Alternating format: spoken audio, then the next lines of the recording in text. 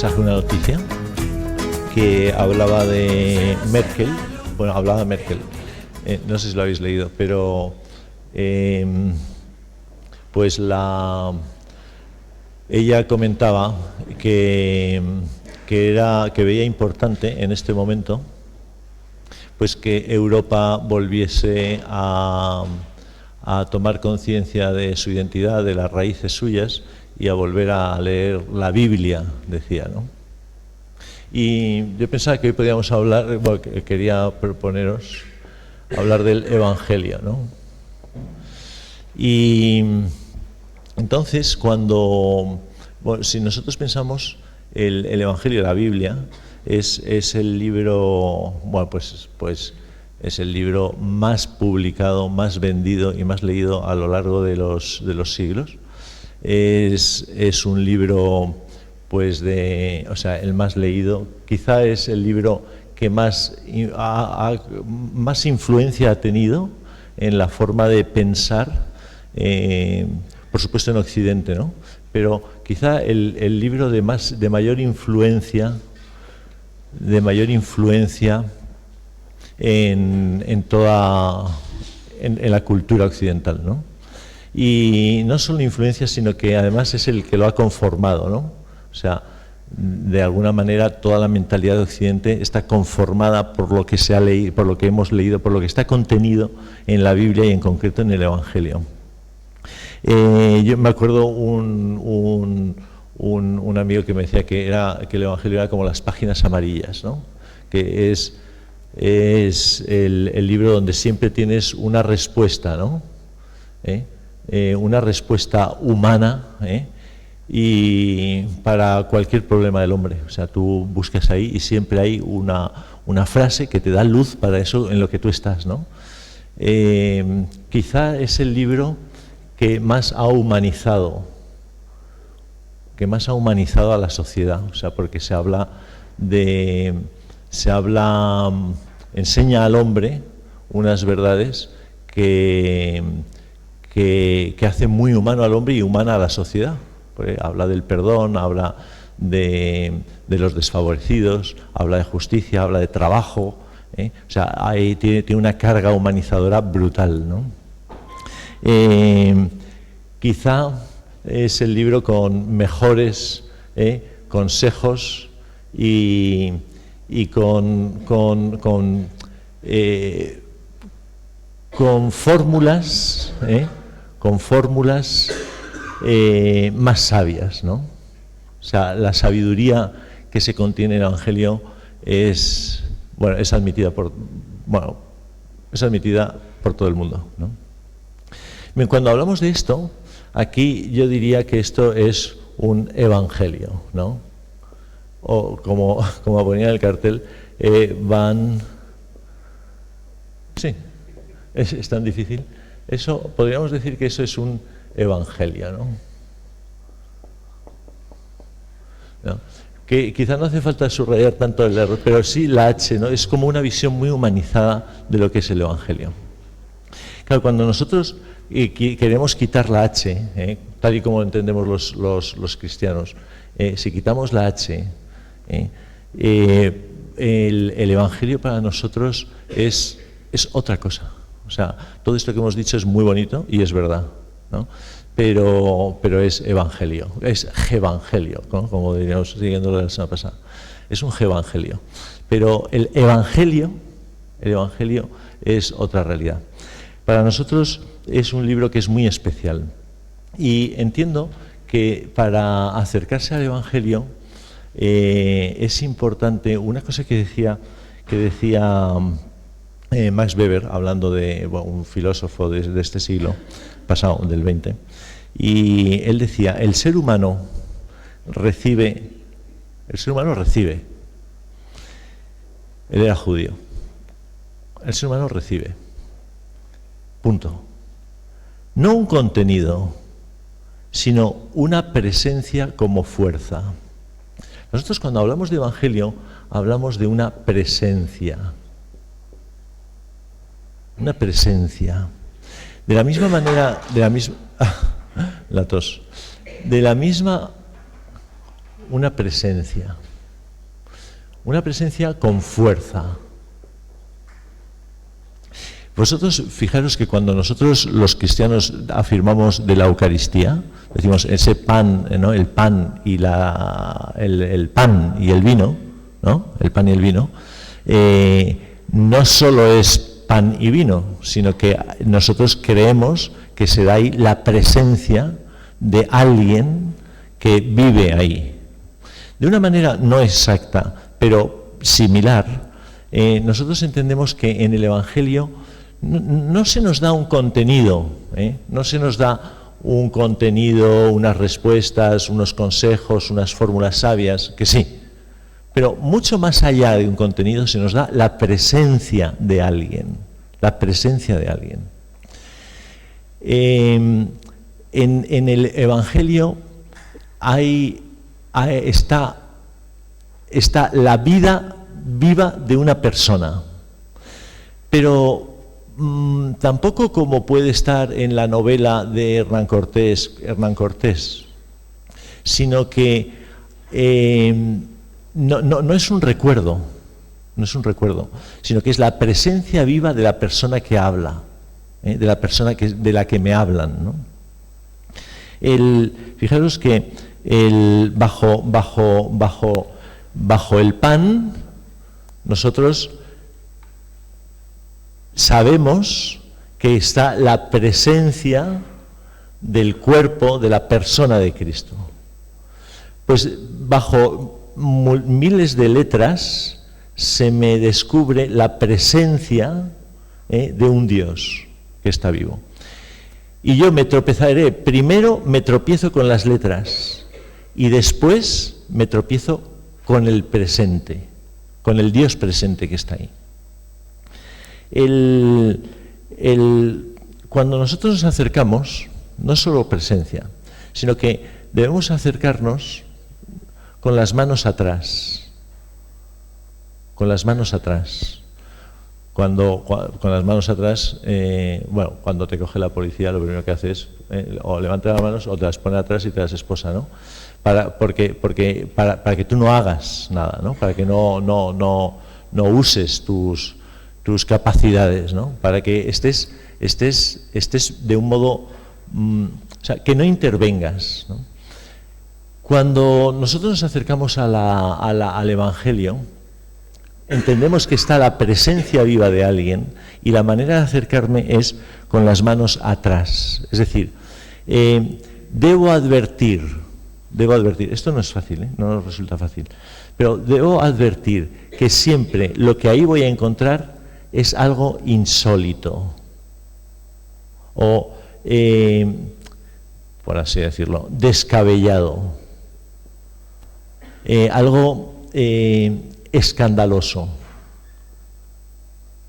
Cuando yo me acerco al Evangelio, es muy bueno que sepa que no sé nada de lo que me está hablando. O sea, saber que está la presencia y las letras de alguien que tiene una forma de ver, una forma de ser que está tan distante de la forma de ser y de la forma de ver mía, que seguramente, aunque crea que entiendo las letras, no estoy entendiendo lo que él me dice. Como aproximación. ¿Me explico o no? O sea, es decir, no solo que haya algo insólito, sino intentar descargarme de todo lo mío. Cuando decía un profesor, y si aquí algunos habéis dado clase, sabéis que cuando te acercas a un alumno y dices, ¿habéis entendido? Y te dicen todos sí. Y mal asunto. Porque normalmente, si yo estoy explicando una cosa nueva para alguien y él cree que la ha entendido, seguramente es que lo que yo le estoy intentando derramar, él tiene aquí un vaso y él lo ha adaptado a su vaso. Es decir, está reduciendo el contenido que yo le quiero dar a sus esquemas previos. O sea, ese no aprende nada, porque sencillamente se cree que le estoy diciendo lo que él sabe. Y entonces dice, qué bien, es muy interesante, eso lo he pensado yo muchas veces. Mal asunto, ¿no? O sea, si yo debo ser consciente, o sea, ir con las manos atrás, es decir, no ir con el vaso delante. Descargarme de todo lo personal mío, de mis esquemas propios, de la forma de entender. O sea, cuando Jesucristo me dice, yo qué sé, pues el grano de trigo que no muere, no da fruto. Claro, pues el grano de trigo muere o no da fruto. Bueno, ¿qué me está queriendo decir? Seguramente, o sea, si yo no soy capaz de decir, bueno, a ver, Señor, no, vamos a ver, ¿por qué tiene que morir el grano? ¿Y por qué el fruto depende de su muerte? ¿Y qué quiere decir morir? O sea, descargarme de mis esquemas previos, o sea, de mi capacidad de comprensión previa. Porque si no me abro a una presencia que se me quiere dar, sino que sencillamente corroboro que yo estaba bien y que las cosas, pues que es de sentido común, o sea, es de sentido común. Es que el sentido divino no es sentido común humano. Liberarme de todo lo que yo llevo, liberarme de todo lo que yo llevo, o sea, liberarme de mí. Si yo me libero de mí, entonces puedo abrirme a un modo de entender distinto y nuevo. Por eso, y esto es lo que permite el escándalo. Sí, yo cómo me voy a... Casi todo lo que dice Cristo o te rompe, o te repugna a la razón. Es un poco fuerte lo que digo, pero creo que es así. O te repugna y dices, ¿pero cómo me voy a creer eso? O me produce ese escándalo, o seguramente no estoy entendiendo lo que él me quería decir. Porque lo que dice es sobrehumano. Hombre, hay frases que no, a lo mejor no, pues ama a tu padre. Bueno, incluso esa. Amar a mi padre. ¿Tú conoces a mi padre? Ámale. Entonces, amar. ¿Y tú qué dices amar? Amar hasta morir en la cruz. Y eso por mi padre. Entonces, bueno, casi todo es escandaloso. El dejarnos escandalizar, se trata un ejercicio que queda un poco abstracto, luego ya hay más concreto, pero dejar que se exprese por sí misma esa palabra. O sea, dejarle ser, dejarle hablar, dejarle decir. Por otro lado, es interesante acercarse con la actitud de arar. O sea, cuando Jesucristo pone un ejemplo y dice, es como la parábola del tesoro, ¿no? Pues una persona que tiene un terreno y entonces encuentra que allí, enterrado, hay un tesoro. Y cuando lo descubre, vende todo lo que tiene y entonces coge el tesoro. Bien, para encontrar ese tesoro hay que arar. O sea, nosotros hemos heredado un libro, pero entender, acercarme, estamos hablando de cómo acercarme, ¿no? Para ser conscientes, para quitar esta H, porque si no, los cristianos muchas veces lo que tenemos entre manos es un evangelio. Y la única forma tenemos que cambiar como la actitud ante ese libro, para tener de hecho, de verdad, un evangelio en la mano. Y saber que ahí dentro hay un tesoro escondido. Y que no sé, si no aro, es decir, si no pregunto, si no me enfrento con él, si no le dejo ser a él, si no lo trabajo, a ese tesoro ese tesoro no lo encontraré, no se me va a desvelar. Y por otro lado, requiere el silencio. Pero solo se puede arar, solo se puede trabajar, solo se le puede hablar, solo se le puede dejar ser a él mismo, al Evangelio, en la medida en que yo lo recibo en silencio. Un silencio que exige duración, o sea, no es callarme medio minuto, sino duración, o sea, un tiempo, y densidad. Es un silencio, por eso cuando se termina de leer el Evangelio en la misa, normalmente se hace un silencio, el sacerdote se sienta, a veces pues es un minuto, pero es bueno, luego, que es lo que os quiero proponer, el dedicar un tiempo de silencio largo, al Evangelio, para poder vivir todo esto, para poderle dejar ser. Os voy a poner un ejemplo. Lo cuenta, este es un autor, es protestante, y escribe, cuando ya es muy mayor, después de haber escrito 1000 libros, escribe este libro con su mujer y le llama Jesús. Y dice: mi encuentro con la Biblia ocurrió así.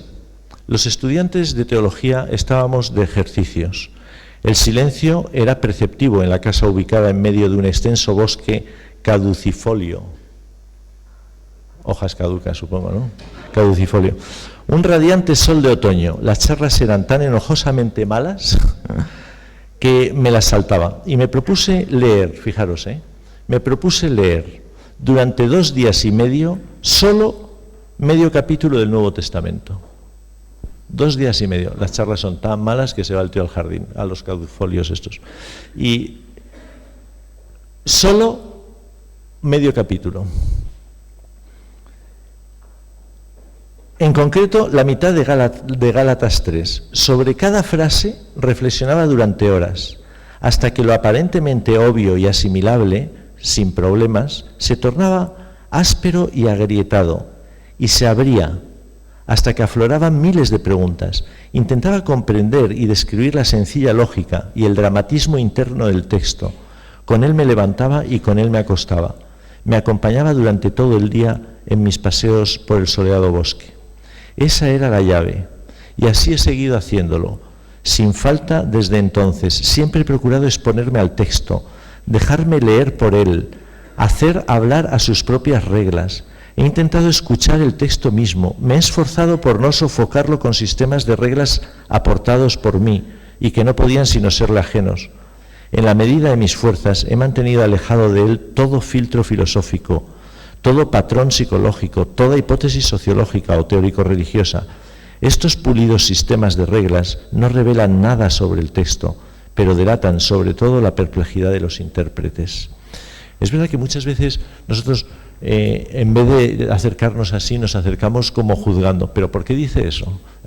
Eso habría que demostrarlo. O sea, a veces cuando uno se acerca al Evangelio más como un juez que como un debutante, un ignorante, una persona con ganas de aprender, no nos acercamos bien al Evangelio, porque entendemos que es sin H. El silencio, pero ahora hablamos de eso. Y luego siempre procurar acercarnos con el Espíritu Santo, pidiendo al Espíritu Santo que Él nos haga como que prepare el terreno para que esa palabra llegue hasta mí, llegue hasta el corazón mío, ¿no? Como que la presencia de esta persona, que de las letras yo pueda pasar aquí, ¿no? Y eso es un camino que el Espíritu Santo es el que tiene que ayudarnos, ¿no? Bueno, pues esto es, me parece que el Evangelio, el Evangelio y la forma de acercarse al Evangelio, cuando yo soy consciente de que ahí se me da la presencia viva de alguien vivo. Pero los cristianos no solo quitamos la H, sino que además ocurre algo. Os lo cuento. Es muy interesante, ¿eh? Os lo voy a contar. Cuando es... Fijaros, lo dice San Agustín. Dice San Agustín.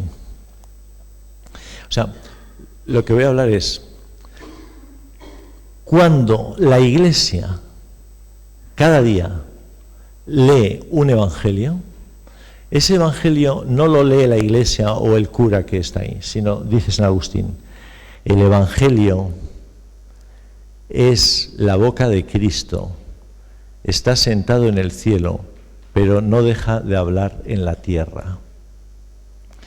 Cuando nosotros nos juntamos aquí en una liturgia, la liturgia no es solo una asamblea nuestra, sino que nos reunimos con Cristo, presididos por Cristo, unidos por el Espíritu, y todos nos dirigimos al Padre.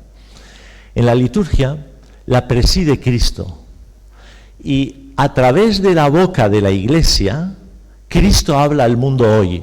Y hoy dice su evangelio de hoy. ¿Me explico?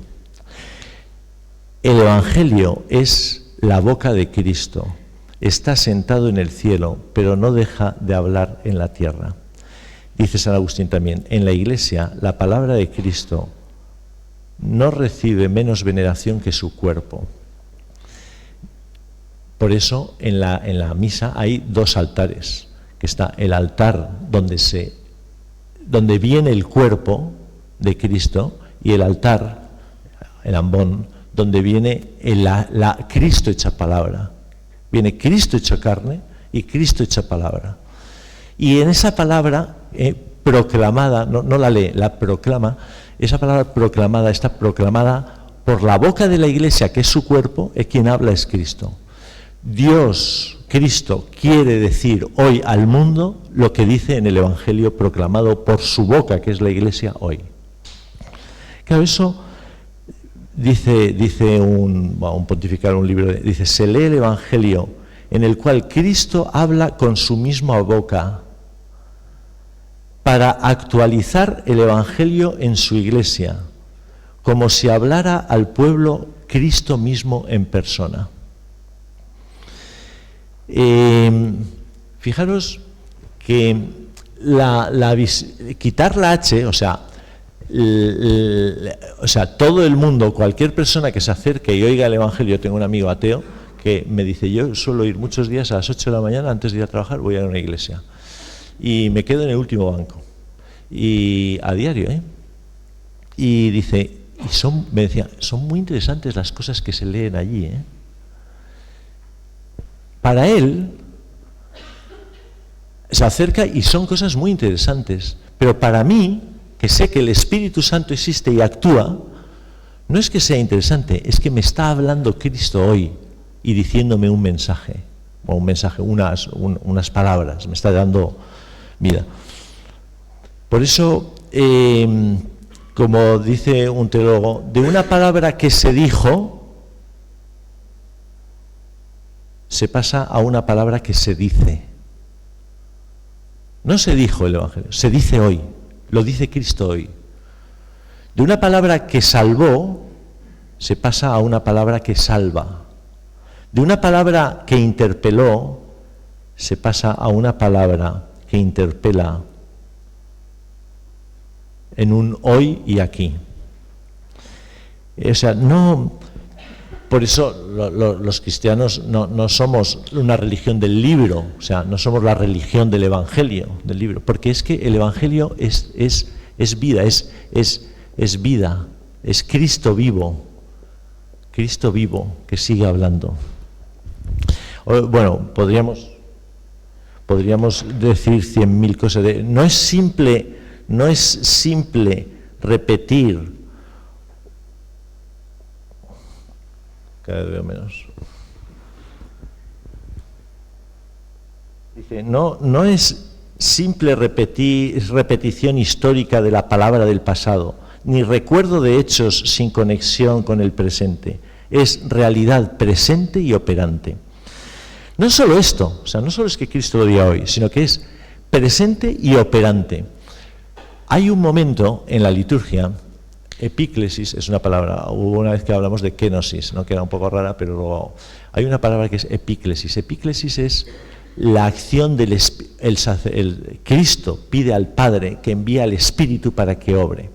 No sé si os habéis dado cuenta que antes del Evangelio el sacerdote se pone un momento, se inclina y dice una oración. En esa oración privada pide al Padre que igual que después va a pedir que el Espíritu transforme el pan en cuerpo y el vino en sangre, el sacerdote pide al Espíritu que envíe y esa palabra la haga vida en todos nosotros. Como veis, no es magia, pero los cristianos tenemos una fe rotunda. Por eso quitamos la H. No es una visión humanizada, es una visión. Tenemos una fe rotunda de que el Espíritu de Dios vive, está vivo, sigue obrando y sigue actuando. Y le pedimos que igual que con su fuerza va a convertir el pan en cuerpo, que con su fuerza convierta su palabra, su vida, en vida nuestra. Y que eso que yo oigo me lo diga y no solo me lo enseñe, sino que me transforme de tal manera que lo pueda aceptar y vivir, ¿no? Es fe pura, ¿no? Es fe pura. O sea, ¿y cómo sé eso? Pues lo crees o no lo crees. Pero es que los cristianos creemos en muchas realidades que no vemos. Pero bueno, es una palabra que se hace viva por el Espíritu Santo, como si en aquel mismo momento fuese pronunciada por el Señor. Se hace viva por el Espíritu Santo, ¿no? Bueno, entonces, con todo esto, ¿a dónde quiero ir? A un cuarto paso. Evangelio, cómo acercarse al Evangelio, cómo el Evangelio es vivo, sobre todo en la liturgia, y es Cristo que está, y el Espíritu Santo que nos lo transforma en vida. Y lo cuarto que os quiero proponer es ese silencio, vivirlo y hacer oración de un modo habitual, dedicar un rato a orar con el Evangelio del día. Es decir, coger el Evangelio, hoy mismo, si queréis luego lo leemos, y entonces, todo eso que decíamos, ¿no? Ese ponerme las manos atrás, como cuando yo riego una maceta que echo agua, y entonces para que el agua vaya filtrando, vaya empapando el agua, la tierra, hasta que la empapa toda, ¿no? Pues echarme yo el Evangelio aquí, en la cabeza, y dejarle un tiempo para que vaya filtrando, empapando. O sea, no en la arena echas el agua y desaparece. Pero en una maceta, en otras tierras, se queda ahí, ¿no? Y uno la llena hasta arriba y ya se va a regar otra. Pero y con el tiempo va calando el agua, ¿no? Y va empapando toda la tierra hasta abajo, ¿no? Pues hacer lo mismo con el Evangelio, leerlo una vez, leerlo otra vez, en el silencio, leerlo otra vez. Y entonces empezar a arar. Para arar os aconsejo varias cosas. Una, que todo lo que Cristo en el Evangelio ese hace o dice a alguien, dejarle que me lo haga o me lo diga a mí. Por ejemplo, el Señor fue y les miró. Señor, o sea, tú hoy quieres mirarme a mí. Y yo me dejo mirar o estoy escondido. Aquellos fueron hasta allí para recibir tu mirada. Yo he venido aquí, pero me dejo mirar. ¿Qué quiere decir? ¿Cómo me miras? Y tratar de permitir a Cristo que haga o diga, o dice, oye, ¿cuántos panes tenéis? ¿No? Pues, oye, dejarle que me pregunte, ¿cuántos panes tienes tú? Bueno, pues señor, pues yo, mira, joder, la verdad es que no tengo tiempo y además no sé qué, o sea, panes, duro y un chusco. Bueno, pues repártelo entre todos, pero señor, yo no puedo. Y entonces permito a Cristo que haga y diga a mí lo que hace o dice a cualquier persona, ¿no? ¿Quién te ha acusado? O ¿de dónde venís? ¿No? Por otro lado, hacer o decir a Cristo lo que cualquiera de las personas que se cruzan con él le hace o le dice. Pues dice, pues yo qué sé, pues si fue una persona, entonces se acercó a Jesús y dijo, joder, Señor, yo también me quiero acercar a ti. Y le preguntó, Señor, me quiero acercar a ti y preguntarte, ¿cómo me puedo acercar a ti? Me estoy acercando.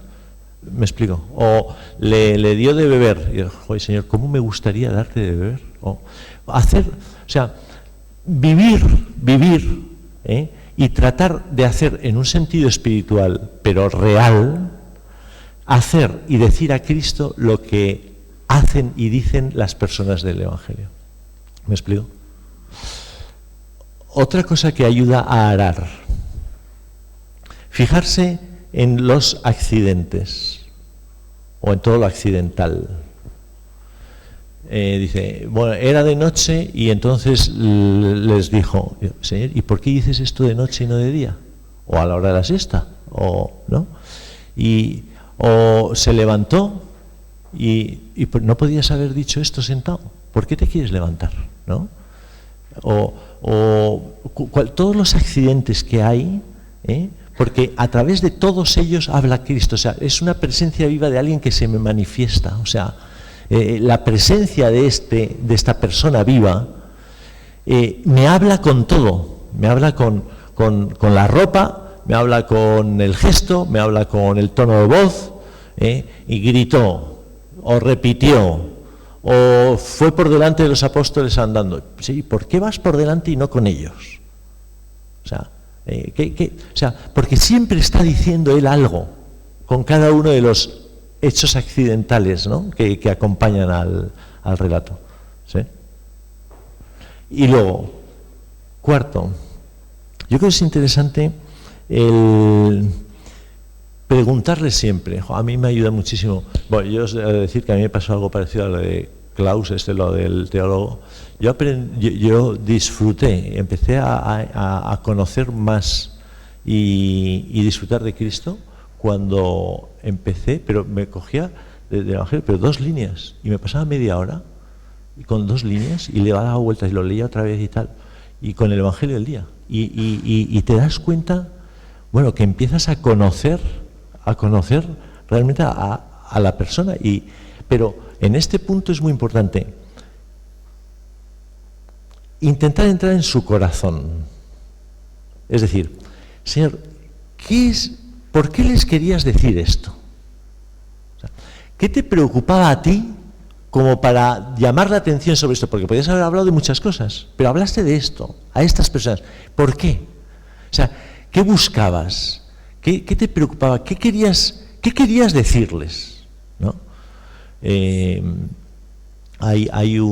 acuerdo de un escritor que decía que una novela había que leerla 3 veces. La primera para matar el morbo de qué va a pasar. La segunda para saber qué me cuenta la novela. Y la tercera para saber qué quiere decir el autor al contar esa novela. Bueno, yo nunca le he hecho caso, no he leído nunca 3 veces una novela, pero entiendo que ese proceso es muy interesante, ¿no? Y en el Evangelio sí que lo podemos hacer, porque, claro, una novela, bueno, pues, pero en el Evangelio, o sea, por eso leerlo varias veces, ¿no?, en todo este proceso, ¿no?, de arar en silencio para dejarle hablar. O sea, en el corazón, Señor, ¿qué te movió a ti? ¿Por qué ahí te enfadas? ¿O por qué sonríes? ¿O por qué te acercas a los niños? O sea, ¿qué querías decir a los demás? ¿Y qué querías decir a los niños? ¿Qué estabas buscando tú en eso? ¿No? Tratar de bucear en su corazón, ¿no? Y luego, por último, creo que a mí me ayuda mucho. O sea, las conexiones que hace Cristo no son tan fáciles. O sea, a veces le preguntan, yo qué sé, es que ahora mismo, perdonad, me podría haber preparado un ejemplo de esto y no se me ocurrió, pero yo qué sé, puede decir, para ir a la vida eterna, no sé qué, y al renglón seguido, a lo mejor dice, oye, perdona a tu hermano, no es el caso, ¿Pero por qué? Si estás hablando de ganar el reino y a continuación hablas del perdón, ¿qué conexión hay? ¿No? O a veces dice, no sé qué tal, porque, ¿por qué dices por qué? O sea, se ve que entonces esto es causa de esto, ¿no? O a veces consecuencia, o esto es. Entonces, todas las conexiones que él hace, por ejemplo, pone 3 parábolas seguidas. ¿Y por qué? ¿Qué relación hay entre estas 3 para que tú las pongas las 3 seguidas? Y sexto, había dicho que era última vez, pero no. Preguntar. Es muy bueno preguntarle a Cristo 1000 cosas de eso. ¿Por qué dices esto y tal? Y tranquilos, Él responde cuando puede y cuando quiere, ¿no? Cuando le dejamos y cuando tenemos madurez para. Pues esto es lo que más o menos os. Vámonos. Pero os recomiendo, y sobre todo ahora en Adviento, os iba a poner un ejemplo. Bueno, os voy a decir una cosa. Una vez el Evangelio